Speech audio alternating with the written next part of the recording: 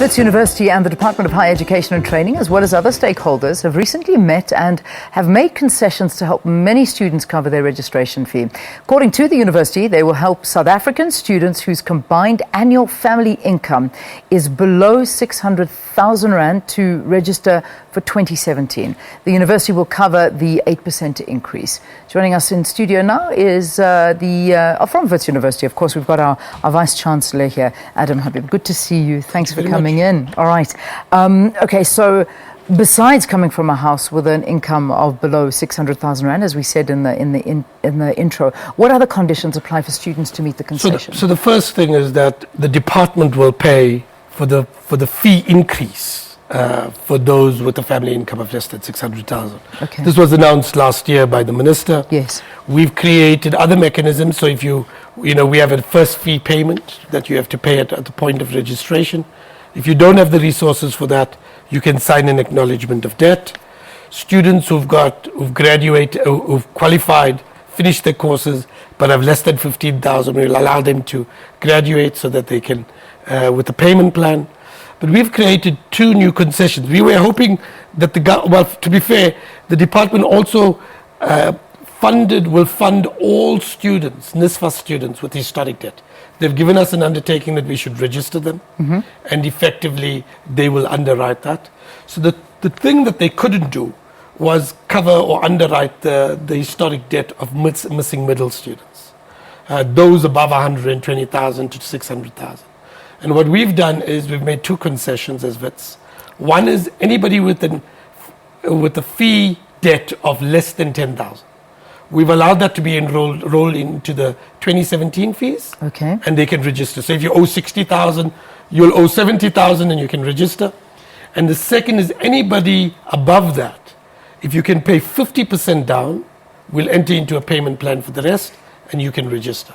And this, we believe, takes us as far as we can in making concessions to enable the vast majority of students to register. So is this addressing the missing middle and being assisted with registration? That's right. One of our biggest problems is missing middle students have a problem of debt. That means they've not paid their entire fees last year or the year before. And so they're confronting with debt. And our policy has always been, you actually have to clear your debt before you can register again. So we did do that. Remember, we're governed by the Credit Act, which means we can't give fickle debt, if you like. We can't give debt to people who can't pay. And I have to keep the place financially sustainable. It costs 300 million Rand a month to keep Wits going. And so effectively, we have to worry about that. But this weekend, we offered a series of concessions for missing middle students that are struggling with debt and a way to get out of that. All right, so that's how it's going to work. But how is it going to work for students that have had previous debt with NSFAS? Will they be admitted? How are they going to be assisted? So previous debt with NSFAS, so students, NSFAS students who have debt, and normally they got the debt through 2 reasons. One is they have to have a family income, and they make a family contribution. The other is sometimes the NSFAS cap was far lower than the university. So the NSFAS cap last year was about 72,000. Wits's fees with accommodation was over 100. And so effectively, they carry the debt. Now what government has said is we should continue to register the NSFAS students and they will underwrite that debt. And that's something that we've taken their word on and we've proceeded to register those students. Just to get a better understanding, now students who have debt of more than 10,000 Rand will have to pay half of the outstanding amount, and then they're going to have to, obviously, as you mentioned, they're going to have to make arrangements for the outstanding amount before that they can register. Will this Yeah, so they can. So what they will do is they'll register. Yeah. We'll form a payment plan over the year. Okay, so it's not before they register. So so the 50% is before, and then the payment plan will be for over the year. For over the year. But again, do you not think that this is going to exclude a lot of students that are struggling? So the question is, I think it may still exclude some students. The question is, Wits University has to have money to run.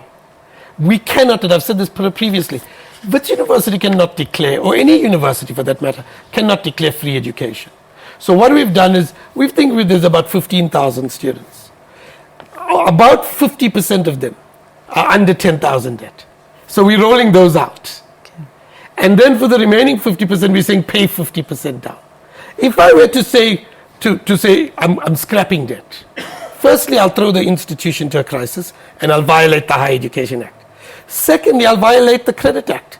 Because actually the Credit Act says you cannot give debt to people who cannot pay. And so that's the dilemma, which is why originally our request to the department and the government was guarantee the debt and we'll register everybody. Yeah. But they said they didn't have the resources to guarantee the debt for missing middle, which is why we then made these concessions. And this is as far as we can go. Anything else? It's no use me making concessions now and in 4 months closing Wits' doors because I can't continue the year because we've run short of money. I've got to watch that as well. And that's what we've got to grapple with. And I think when I speak about Wits' dilemma, I'm speaking about every single institution's dilemma you're not alone in this country. We're all experiencing exactly the same thing. Our debts are going up. Last year, 31st December, we had 192 million of debt, which people paid throughout the year. This year, it was 400 million. Our debt spiral is going to go, and we need to watch that. Yeah, I know that Wits and the SRC, as far as I know, have been working together to try and get bursaries, scholarships, financial aids. How's it looking for 2017? So we've done well. So, in 2017, Wits will spend in monies, scholarships, including government money like NSFAS. Yeah. Over R1 billion touching 22,000 students. About 200 million will come from NSFAS. About another 100 million is money that we take from our council. There should be a new scheme that has been put, which Wits 350 students of Wits will be funded through the Ikusasa scheme. And then we raise over 500-600 million from donors and a whole range of combinations, public institutions, etc., to fund effectively over 22,000 students. So that will continue, and we'll continue to do that. Are you ready for another bumper year? Because last year was a big one, and many are saying that this year is going to be even bigger. If it is bigger, I will worry about one thing, and I say this, and I've said this to the students, and I've said this to government. We cannot afford continuous instability in our system. We'll destroy higher education in this country if we don't get some stability in the system.